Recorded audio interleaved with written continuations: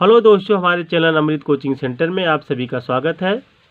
और आज हम आपके लिए लेके आए हैं क्लास 8 सरल हिंदी अनुवाद। लेसन 17 है द स्कूल बॉय। यानी एक स्कूल का छोटा सा बच्चा रहता है जो दुखी रहता है, उसी के बारे में इसमें बताया गया है और वह क्यों दुखी रहता है। बहुत ही आसान तरीके से बताया गया है, समझाया गया है और पढ़ाया भी गया है, जिसमें आपको समझने या पढ़ने में कोई असुविधा नहीं होगी। और इस वीडियो को अंत तक ज़रूर देखिएगा, आपको यह बहुत ही भली भात समझ में भी आ जाएगा। आप किसी को समझा भी सकते हैं, पढ़ भी सकते हैं। यदि आप अभी तक हमारे चैनल पर नए हैं तो हमारे चैनल को सब्सक्राइब कीजिए, लाइक कीजिए। तो चलिए देखते हैं इस पोएम में छोटे से बच्चे के बारे में क्या बताया गया है। The school boy in the poem is not a happy child. कविता में स्कूल का लड़का एक खुश बच्चा नहीं है।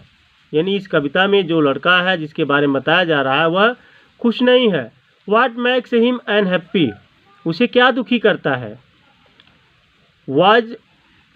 Why does he compare himself to a bird that lives in a cage, वह अपनी तुलना पिंजरे में रहने वाले पक्षी से क्यों करता है। यानी वह खुश तो नहीं है, लेकिन फिर अपनी तुलना पिंजरे में जो पक्षी रहते हैं उनसे तुलना क्यों करता है।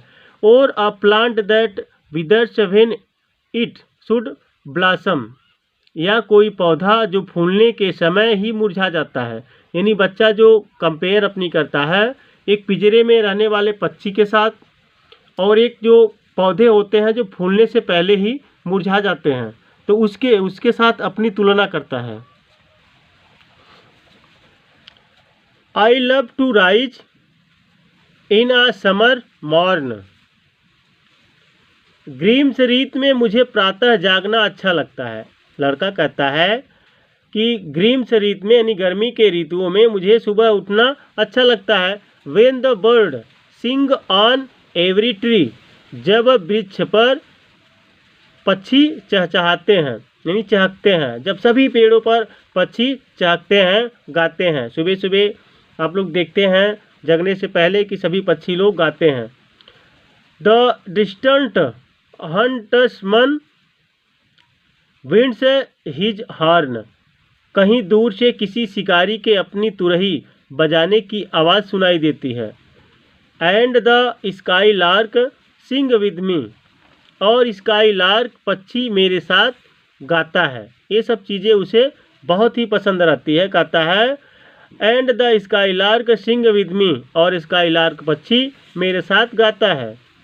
ओ व्हाट स्वीट कंपनी, यह समय इन साथियों के सुंदर साथ से भरपूर होता है। यानी यह बहुत ही सुहावना समय होता है। But to go to school in a summer mourn,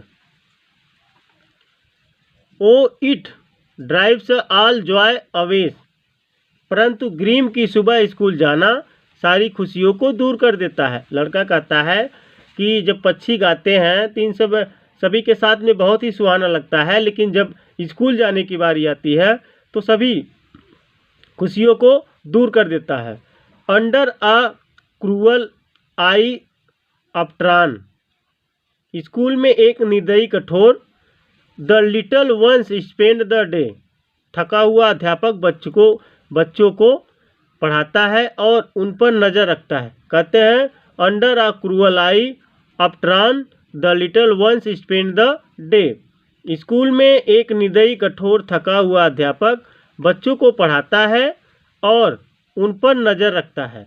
क्योंकि स्कूल में जब सभी बच्चे पढ़ते हैं, सभी पढ़ने के लिए जाते हैं, तो वहाँ पे अध्यापक को एक कठोर व्यक्ति बता रहा है बच्चा। क्योंकि अगर कोई गलती करता है तो उसकी पिटाई होती है, और फिर पढ़ाते हैं तो ये सब चीज़ें उस बच्चे को पसंद नहीं है। वह अपने मन की करना चाहता है, इसलिए सभी चीज़ों से वह कंपेयर कर रहा है।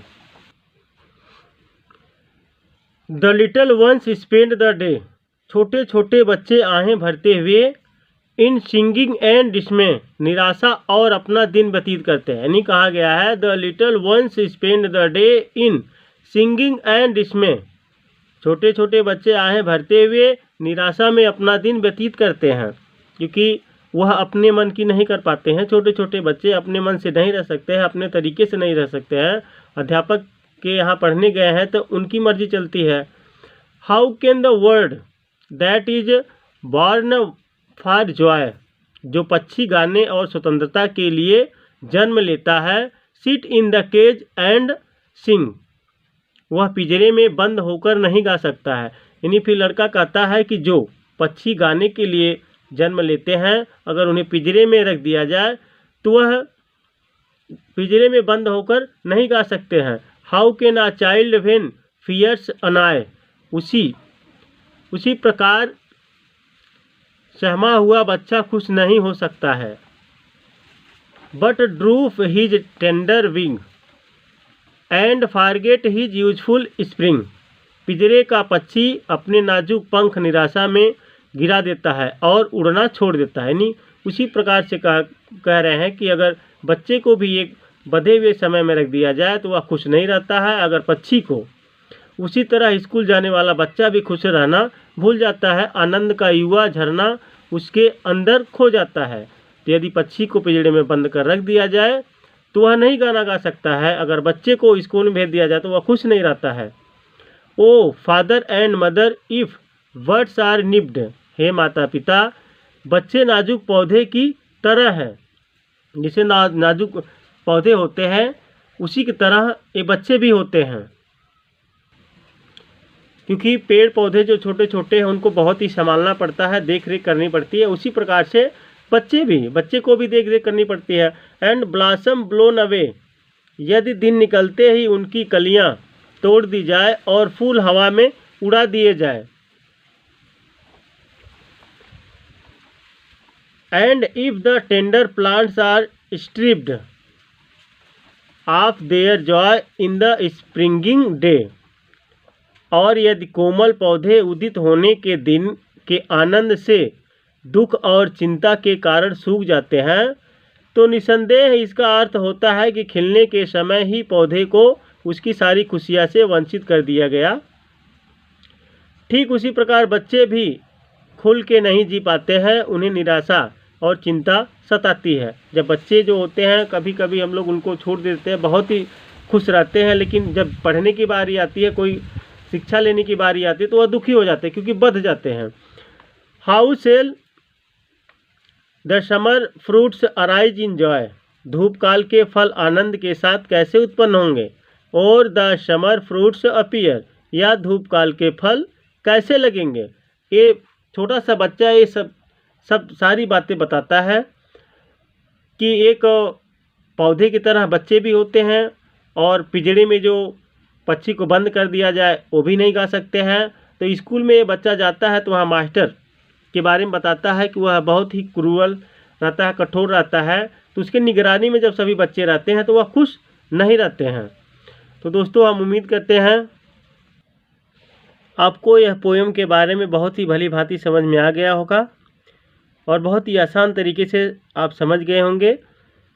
तो अभी तक आप हमारे चैनल पर सब्सक्राइब नहीं किए हैं तो हमारे चैनल को सब्सक्राइब कीजिए, लाइक कीजिए और अपने दोस्तों तक ज़रूर भेजिए, ताकि जिनको पढ़ने ना आता हो वो भी आसानी से पढ़ सके। धन्यवाद।